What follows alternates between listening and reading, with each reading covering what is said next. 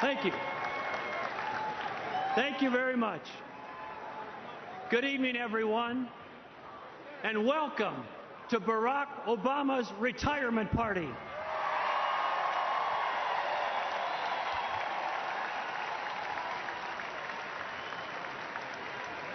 Four years ago, we came together for this convention back in my home state of Minnesota, and a lot's happened since then. We've had 4 years of Barack Obama in the White House. Ah, the Obama White House. One bad decision follows another. It's hard to say exactly just what his worst mistake has been. There's so many to choose from. The stimulus, his energy policy, Obamacare, taxes, Joe Biden.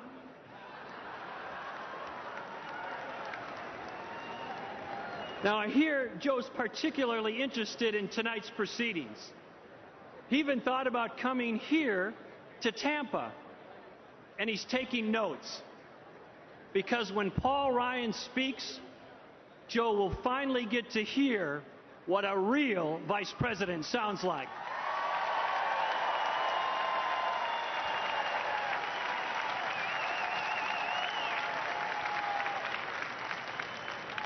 But you know, President Obama isn't as bad as people say. He's actually worse.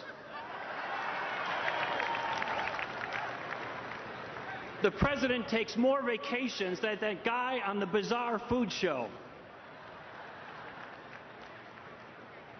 And I'll give Barack Obama credit for creating jobs these last 4 years. For golf caddies. How are you?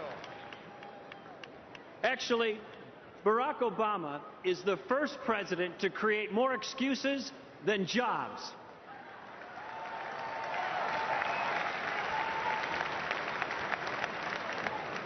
In his view, it's Georgia's fault. It's the bank's fault. It's Europe's fault. It's the weather's fault. It's Congress's fault. Mr. President, if you want to find fault, I suggest you look in the mirror.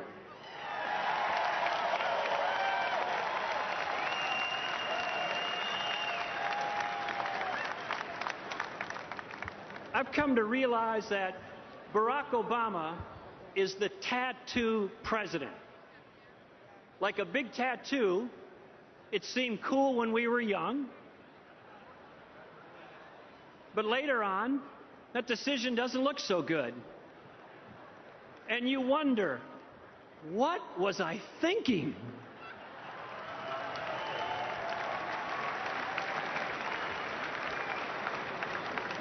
But the worst part is, you're going to have to explain it to your kids. Next week, Barack Obama will plead with America to give his failed policies and ideas another chance. He's asking Americans to give him more time and more money. Well, sorry, Mr. President, but you're out of time and we're out of money.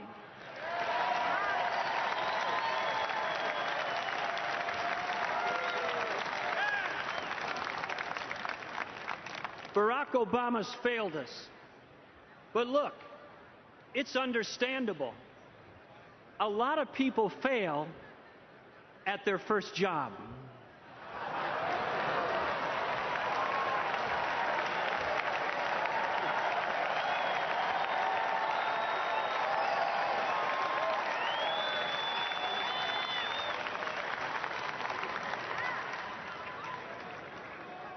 Now, our opponents claim to be the party of the middle class, but Democrats don't understand this fundamental point.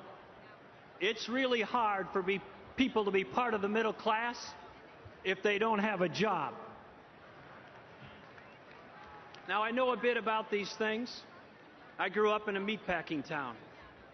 For much of his life, my dad she died when I was 16 years old.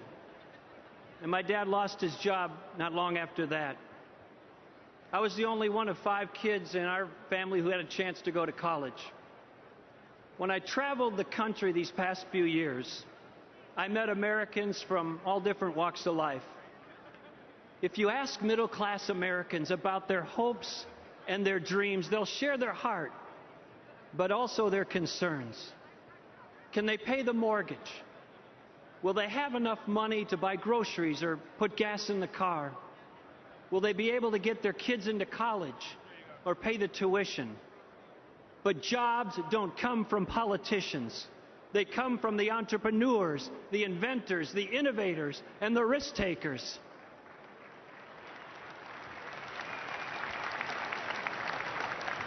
America's entrepreneurs know taxes are too high and regulations are too costly and complex. Obamacare frightens them, and they want more American energy.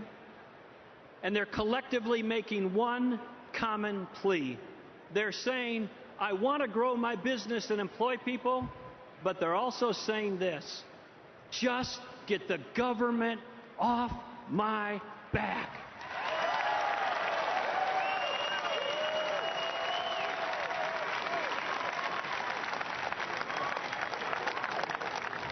We need to let them know that help's on the way. And help's name is Mitt Romney.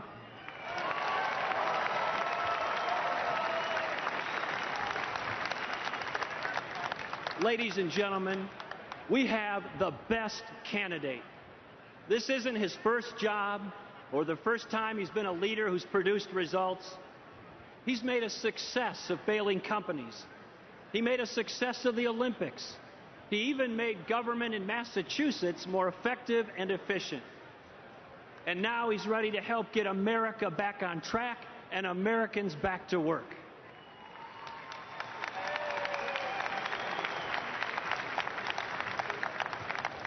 He has a plan to strengthen and grow America's middle class with lower taxes, a government that works for the American people instead of dashing their hopes and dreams, lowering energy prices, and greater access to quality education for all.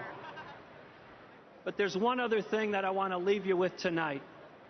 It's important for America to know that Mitt Romney is not only a great leader, he's also a remarkable person.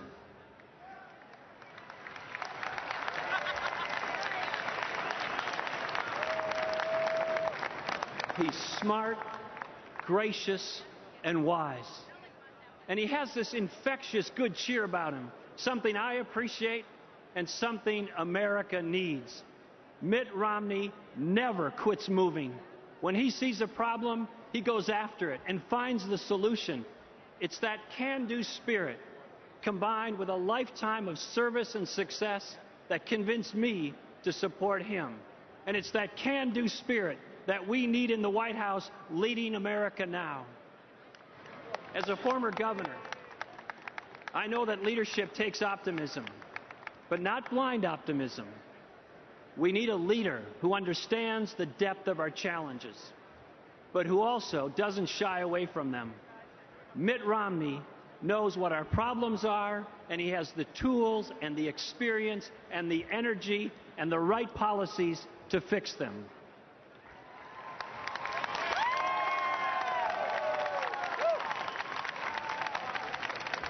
After 4 years of this president, we need Mitt Romney now more than ever.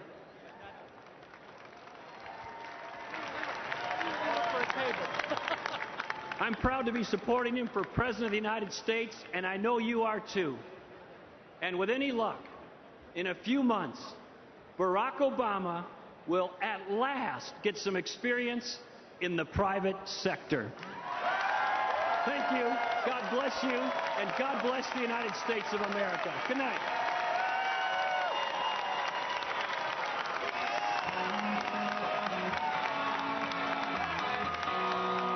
Please give a warm welcome to Arkansas's own Governor Mike Huckabee.